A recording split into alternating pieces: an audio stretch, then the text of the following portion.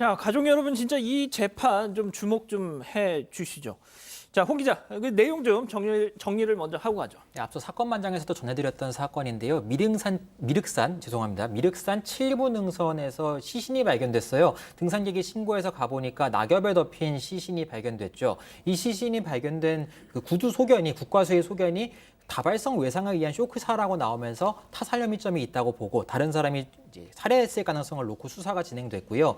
이 시신이 온몸에 긁힌 상처와 타박상이 당시 있었습니다. 그래서 이 시신의 여성이었거든요. 여성의 통화 기록과 CCTV 영상 등을 확인해서 용의자를 체포했습니다. 그랬더니 중학교 동창인 70대 남성으로 드러났어요. 시신을 유기하고 그러니까 그 전에 살해를 한 다음에 유기하는 정황까지 경찰이 있다고 보고 관련 CCTV 영상 등을 전부 확보해서 수사했고 그 다음에 결국 재판까지 간 사건입니다. 자, 중학교 동창인 70대 남성과 70대 여성. 자, 그리고 일단 경찰 조사 과정에서 드러난 바에 따르면 시신을 그 산에 유기했다. 그런 정황이 드러났던 거잖아요, 그때는. 네, 일단 이 사건의 앞뒤 정황이 CCTV 그리고 휴대전화 분석을 통해서 고스란히 파악이 됐습니다. 일단 두 사람은 함께 남성의 거주지로 들어갔습니다. 그런데 여성은 나오지 않고 남성만 나왔습니다. 거기부터 좀 이상하죠. 그리고 일단 여성, 숨진 걸로 추정되는 이 여성을 차량에 싣는 장면 이런 게 포착됐고요. 그리고 그 이후에 여성의 옷가지나 여성의 이런 소유물 같은 거를 홀로 들고 나와서 버리는 장면까지 CCTV에 고스란히 포착됐습니다. 남성은 검거된 이후에 여성이 먼저 폭력을 행사해 자신도 때렸다라고 주장을 했고요. 죽을 정도는 아니었다라고 얘기했지만 자고 일어나 보니 여성이 숨져 있었다. 이렇게 진술을 한 것으로 알려졌습니다. 자, 그럼 여기서 첫 번째 재판 체크포인트 짚어보죠. 먼저 성추행이 있었다. 어제 첫 공판이 있었다는데 결국 저런 사실들이 드러난 건가요? 네, 첫 재판에서 공소 사실을 검찰이 밝혔는데요. 이때 그 피고인이 범죄 정황이 그 앞에 있었다고 했습니다. 구체적으로는 피해 여성에게 강제로 입을 맞추려고 했다고 밝혔어요. 그랬는데 피해 여성이 저항을 해서 갑자기 신체 일부가 절단, 혀가 약간 잘리는 상처를 입으니까 아이고. 그 다음부터 폭행을 해서 결국에는 피해자가 살해됐다. 이렇게 밝혔습니다. 그러니까 폭행으로 살인이 일어났다는 겁니다. 그래서 그 결과 시신을 방치를 하다가 나중에는 미륵산으로 가서 시신을 낙엽으로 덮어서 유기했다. 이렇게 그 검찰은 첫 재판에서 밝혔습니다. 자, 일단 남성이 처음에 아까 이 기자가 설명한 것처럼 죽을 만큼 심하게 때리진 않았는데 자고 일어났더니 숨져 있더라라는 얘기보다는 이 검찰의 이런 주장이 훨씬 더 설득력이 있어 보이는데 그 남성 측에서는 듣고만 있지는 않았을 거 아니에요? 일단 폭행 사실은 뭐 인정할 수밖에 없었습니다. 이게 여성의 신체에 이제 이런저런 흔적이 남아 있었기 때문에 그 부분을 인정할 수밖에 없는 상황이라서 남성이 이제 피해 여성에게 입맞춤을 하다가 혀가 절단돼 피해자를 폭행했다. 여기까지는 인정을 했습니다. 다만 이 여성이 숨진 경위에 대해서는 다른 검찰이 주장한 거는 다른 이야기를 했는데요. 지병이나 다른 과로 등으로 사망했을 가능성이 있기 때문에 자신의 폭행으로 인해서 사망한 건 아니다. 이렇게 주장했습니다. 자, 그러니까 이 기도하던 중에 과로나 다른 이유로 이 기자 그랬다는 거잖아요. 네, 맞습니다. 기도를 하다가 네. 그러니까 이 숨진 피해 여성이 그러니까 이게 저희가 예전에도 한번 전해드렸던 내용인데 발생 당시에 이 70대 남성 가해자가 무슨 자칭 목사라는 그 지역 사회에서는 그렇게 알려진 사람이었잖아요. 그래서 지금 기도를 하느라 과로해서 뭐 사망했다 이런 주장을 펴는 건데. 아, 소장님 저는 이게 이해 안 되시죠? 절대 안 되죠.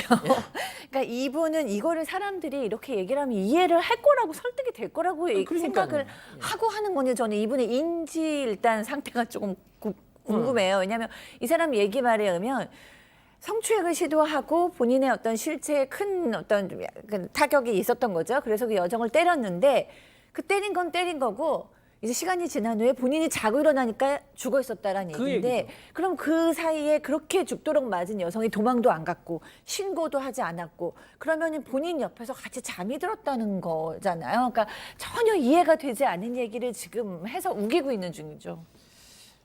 변호사님은 어떻게 보셨어요? 그러니까 왜 우기냐라면 결국 이제 뭐 이것도 심리학이긴 합니다만 이 피의자들 같은 경우 특히 특정 어떤 강력범죄를 저지른 피의자들 같은 경우에는 일종의 스스로 인지 부조화에 빠지는 경우들이 있어요. 뭐냐면 본인 스스로도 이거를 납득을 시켜야 되는 거예요. 합리화. 내가 이런 범죄를 저질렀다는 것을 자기도 못 받아들이는 경우들이 생깁니다. 그래서 보통 일반적인 객관적인 시각에서 봤었을 때는 말도 안 되는 이상한 소리를 하는데도 그렇지 않고는 자기 스스로가 이걸 받아들일 수가 없는 거예요. 나는 이런 짓을 할 사람이 아니야. 내가 평소에 어떤 사람인데 내가 이렇게 폭행을 했겠어. 아니야. 그냥 저 사람이 잤을 거야. 그리고 그거를 믿습니다. 열심히. 그래서 변호사들이 가서 설득을 해서 그게 아니잖아요 라고 그게 실제로 어떤 일이 있었는지를 끌어내서 듣는 것도 쉽지 않을 때가 많습니다. 자, 근데 홍 기자, 그 변호인이 저렇게 뭐 변호사님 말씀하셨지만 이 피고인의 변호인 얘기를 들어보면 변호인도 조금 좀 이해가 안 가요.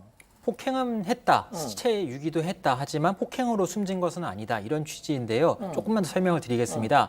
이 폭행을 한 것은 일단 인정을 하는 취지라고 앞서 설명드렸는데요. 폭행으로 숨진 것은 아니고 만약 폭행으로 숨졌다고 해도 그것이 살인의 고의가 없었기 때문에 그렇기 때문에 여기에 대해서는 좀 혐의를 부인한다는 취지로 밝혔습니다. 그리고 한 가지 더 있죠. 시신을 왜 유기했느냐 이에 대해서도 당시 시신을 인적이 드문 곳에 보관하고 유족에게 연락해야겠다고 생각했다 이렇게 말을 했습니다. 그러니까 당시에는 이것이 자신의 행동이 시신을 유기했다, 그러니까 시신 유기라는 범죄라는 것을 좀 해당하는지 자신이 몰랐다고 이야기를 한 겁니다.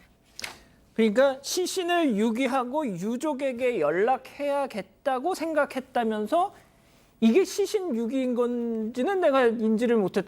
그러니까 이게 시신을 인적이 드문 곳에 보관해야 하고 그 다음에 연락하겠다 생각을 했던 거예요. 그러니까 이거는 유기가 아니라 보관이다. 보관. 예. 변호사님 이거 유기와 보관 뭐 이거 어떻게 해야 되나요? 마찬가지입니다. 그러니까 일단 그때는 분명히 유기의 의사인 거죠. 유기의 의사이지만 그게 적발되고 나니까 누군가에게는 그럴듯하게 얘기를 해야 되는 거예요. 그러니까 저 얘기 자체가 어찌 보면 정말 아주 뭐 어린 아이들도 저게 무슨 말이야, 말도 안 되잖아라고 할 수 있지만 그 사람은 스스로 이렇게 얘기하는 게 합리적이다라고 그렇게 만들어내는 겁니다. 자기 머릿속에서. 예. 자, 그런데 여기서 또 이럴 줄 알았다라는 생각이 좀 드는데 심신장애를 주장했네요. 네, 지금 변호인이 뭐라고 얘기를 했냐면 피고인이 악성 정동장애를 앓고 있고 사건 발생 당일에도 증상이 심했다라고 얘기를 하고 있어요. 그러니까 정동장애라는 건 그냥 쉽게 얘기하면 기분장애, 우울증, 조울증, 뭐 양극성 장애 이런 거 생각하시면 되거든요. 그러니까 악성이란 얘기는 그만큼 심했다는 얘기를 강조하려고 붙인 단어로 보입니다. 그러니까 이분이 지금 뭐 우울증이나 조울증이 있었다. 근데 뭐 저렇게 행동이 과한 걸로 보면 우울증이라고 얘기하고 싶은 것보다는 조울증, 조증 상태가 같이 겸해져 있는 조울증이었다라고 얘기를 하고 있는 것 같은데요. 글쎄요, 이것이 과연 심신장애로 인정될 수 있을지. 왜냐하면은 현대인 중에서 너무나 100명 중에 거의 5, 6명 혹은 10명까지도 보고 있는 게 이 기분장애거든요. 그렇기 때문에 그런데 사람을 죽였다? 그리고 사람을 죽이고 나서 또 유기까지 했다?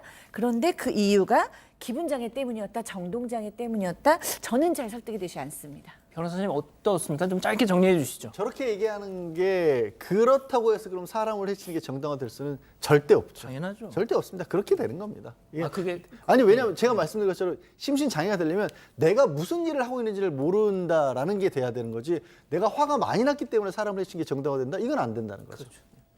알겠습니다. 첫 번째 법 이렇게 마무리하고요.